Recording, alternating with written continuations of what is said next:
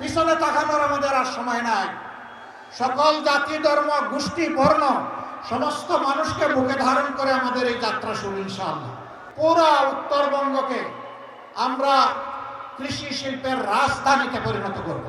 সামনে যদি মিডিয়া দাঁড়ায় তাকে বলে না যে বসেন বসেন, বরঞ্চ যারা পিছন থেকে বসেন বসেন বলতেছেন তারা বসে যান। এখন জাস্ট নাও, যারা এত সময় বলছেন যে বসেন, এরা বসে যান, এরা সব বসে যান, বসেন। আমি এখন দেখছি দাঁড়াই আছেন, বসেন, হ্যাঁ বসে যান, বসেন, সবাই বসে যান, আর কথা বন্ধ করেন। আলহামদুলিল্লাহ, জোহরের নামাজ আসন্ন। আল্লাহ তাআলার অশেষ শুকরিয়া, আজকে এখানে জনস্রোত নেমেছে। আপনারা হয়তো ভাবছেন শুধু চাঁপাইনবাবগঞ্জে এই জনস্রোত। আল্লাহর শুকরিয়া, আল্লাহু আকবার। তিস্তা পাড় থেকে শুরু করে সমুদ্রের পাড়, জাফলং থেকে সুন্দরবন, টেকনাফ থেকে তেতুলিয়া, সকল জায়গায় আজকে মুক্তির পক্ষে, ন্যায়ের পক্ষে, ইনসাফের পক্ষে, মানবিক বাংলাদেশের পক্ষে গণজোয়ার সৃষ্টি হয়েছে। এই চাঁপাইনবাবগঞ্জ তার গর্বিত অংশীদার।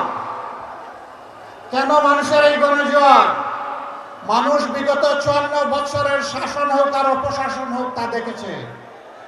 ওইটা দেখতে দেখতে ক্লান্ত হয়ে পড়েছে। এখন বাংলাদেশের জনগণ পরিবর্তন চায়, পুরানা বন্দোবস্তের রাজনীতি আর দেখতে চায় না। জুলাই যুদ্ধের সেদিন রাস্তায় নেমে বলেছিল, উই ওয়ান্ট জাস্টিস, আমরা সর্বক্ষেত্রে ন্যায় বিচার চাই। তার মানে হলো ন্যায় বিচার নাই, সেই ন্যায় বিচার আমরা প্রতিষ্ঠা করতে চাই ইনশাআল্লাহ। রাজার জন্য যে বিচার, সকলের জন্য সেই একই বিচার। একজন সাধারণ মানুষ অপরাধ করলে বিচার হবে যেটা, শাস্তি হবে যা। দেশের প্রেসিডেন্ট কিংবা প্রধানমন্ত্রী একই অপরাধ করলে তাদেরকেও ছাড় দিয়ে কথা বলা হবে না। সেই বিচার আমরা বাংলাদেশে কায়েম করতে চাই। এই বিচার মুসলমান, হিন্দু, বৌদ্ধ, খ্রিস্টান, সাঁওতাল যারা আছে, নৃতাত্ত্বিক জাতিগোষ্ঠী সকলের জন্য। এই বাংলার আসমানের ছাদের নিচে আর জমিনের উপরে যারাই বসবাস করে, বিচার ইনশাআল্লাহ তাদের জন্য সমান কায়েম করা হবে। ওই বিচার যখন কায়েম করা হবে, তখন বাংলাদেশে আর কাউকে চাঁদাবাজি করতে দেওয়া হবে না। চাঁদাবাজির রাস্তা বন্ধ হয়ে যাবে। চাঁদাবাজদেরকে ধরে এনে কাজে নিয়োগ দেওয়া হবে। তারাও সেদিন কাজ করে দেশগুলোর কাজে অংশগ্রহণ করবে ইনশাআল্লাহ। দুর্নীতি যারা করেন তাদের দুর্নীতি করার প্রয়োজন হবে না। এখন দুইটা কারণে মানুষ দুর্নীতি করে, একটা হলো লোভ আর একটা হলো বাধ্য হয়ে। লোভ তো আমরা সবাই বুঝি, বাধ্য হয়ে কেন দুর্নীতি করবে? অবশ্যই আমার সামনে এখানে আধা সামরিক বাহিনীর লোকেরা আছেন, র্যাব আছে, পুলিশ আছে, আনসার আছে, এবং কোনো কোনো জায়গায় সামরিক বাহিনীর লোকদেরকে আমরা দেখেছি। তাদের সকলে সমান নয়। সামরিক এবং আধা সামরিক বাহিনীতে যারা নাম লেখান, প্রথম দিনই তারা নিয়োগ করে ফেলেন, ওয়াদা করেন নিজের জীবন দিব, কিন্তু দেশের 1 ইঞ্চি মাটি কাউকে দেব না। একমাত্র সার্ভিস যেখানে জীবন দেওয়ার শপথ নিয়ে যাত্রা শুরু, তাদের সুবিধা, তাদের বেতন আর আমাদের বেতনের সুবিধা এক হওয়ার প্রশ্নই হবে না। যার যেমন অবদান তাকে তেমন মূল্যায়ন করতে হবে। আইন শৃঙ্খলা বাহিনীর লোকেরা দিন নাই রাত নাই 24 ঘন্টা অন ডিউটি, পাগল হয়ে দৌড়ায়। সেই লোকদেরকে যদি 8 ঘন্টা ডিউটি করার লোকদের সমান বেতন দেওয়া হয়, এটা কি ইনসাফ হবে? চরম বেইনসাফি হবে। এবং সেটাই বাংলাদেশে চলে আসলে। আমি অল্প কিছু পেশার কথা বললাম, প্রায় সকল পেশায় এই ধরনের ভারসাম্যহীনতা। বরঞ্চ তোমাদের হাতে হাতে আমরা তোমাদের হাতগুলোকে দক্ষ হাত বানিয়ে ইনশাআল্লাহ তোমাদের মর্যাদার সাথে যায় সেই মর্যাদাপূর্ণ কাজ তোমাদের হাতে তুলে দেব। সেদিন তোমরা এই দেশ গড়বা, তৈরি হয়ে যাও। এই দেশ তোমাদের জন্য আমরা গড়তে নেমেছি। তোমাদের হাতে এই দেশের ভার আমরা তুলে দিতে চাই। বাংলাদেশ নামের যে উড়োজাহাজ, সেই উড়োজাহাজের ককপিটে বসবে যুবকেরা, আমরা গিয়ে বসবো পিছনের প্যাসেঞ্জার সিটে। দেশ তারা রকেট গতিতে চালিয়ে সামনের দিকে নিয়ে যাবে। পিছনে তাকানোর আমাদের আর সময় নাই। সকল জাতি, ধর্ম, গোষ্ঠী, বর্ণ সমস্ত মানুষকে বুকে ধারণ করে আমাদের এই যাত্রা শুরু ইনশাআল্লাহ।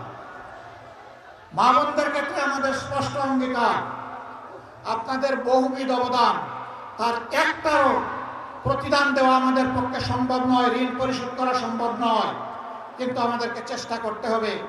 আমরা দুটি জিনিস আপনাদের জন্য নিশ্চিত করতে চাই।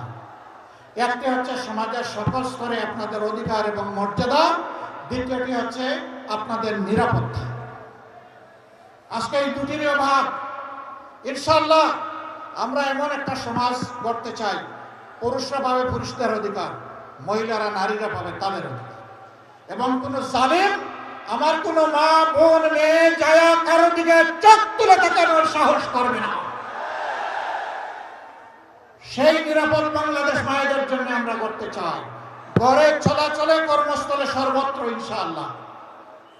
চাঁপাইনবাবগঞ্জ আলহামদুলিল্লাহ একটা উর্বর জেলা, আমের রাজধানী, এখানে লিচুর রাজধানী, আরো অনেক কিছু এখানে। কিন্তু এই যে আস্তে আস্তে দেখলাম মহানন্দা, এখন নদী আর খুঁজে পাওয়া যায় না, এখন মরুভূমি, এখন পঙ্কা। আমরা নদীগুলোকে জীবন্ত করে তুলবো ইনশাআল্লাহ। নদীমাতৃক যোগাযোগ ব্যবস্থা এবং নদীকে সম্পদে পরিণত করবো ইনশাআল্লাহ।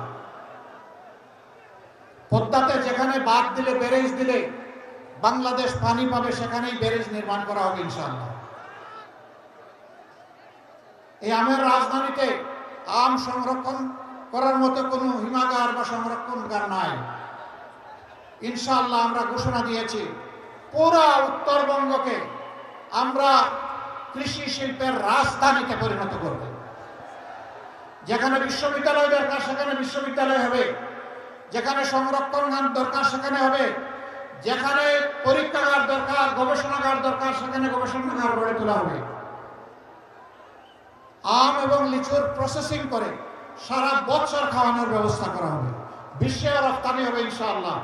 এইভাবে বাংলাদেশে এবং বিশ্বে আমরা চাপাইকে পৌঁছে দিতে চাই। আপনারা তৈরি আছেন ইনশাআল্লাহ? 12 তারিখ দুটি ভোট। কয়টা? একটা হচ্ছে পুরানা বন্দোবস্তকে লাল কার্ড, নতুন বন্দোবস্তকে আহলান সাহলান, ওয়েলকাম, স্বাগতম। এটার জন্য কি হবে? হা। গণভোটে কি বলবো?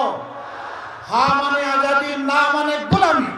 আজাদি না গোলামি, আজাদি না গোলামি। তাহলে প্রথম ভোট ইনশাআল্লাহ চাপাইবাসীর হা। দ্বিতীয় ভোটটি হচ্ছে ন্যায় এবং ইনসাফের পক্ষে, একটা বৈষম্য মুক্ত, দুর্নীতি মুক্ত, চাঁদাবাজ মুক্ত, মামলাবাজ মুক্ত, নারীদের অপমান মুক্ত এবং আধিপত্যবাদ মুক্ত একটা বাংলাদেশ গড়ার জন্য আমরা আপনাদের এই মূল্যবান ভোটটা চাই। আমরা কথা দিচ্ছি, আপনারা আপনাদের ভোটের আমানত দিয়ে আমাদেরকে সাহায্য করুন।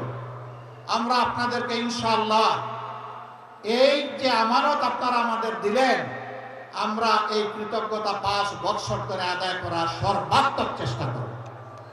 আপনাদের যত ন্যায্য পাওনা আছে সবগুলো ইনশাআল্লাহ আপনাদের সাথে আলোচনা করে আপনাদের হাতে পৌঁছে দেওয়া হবে।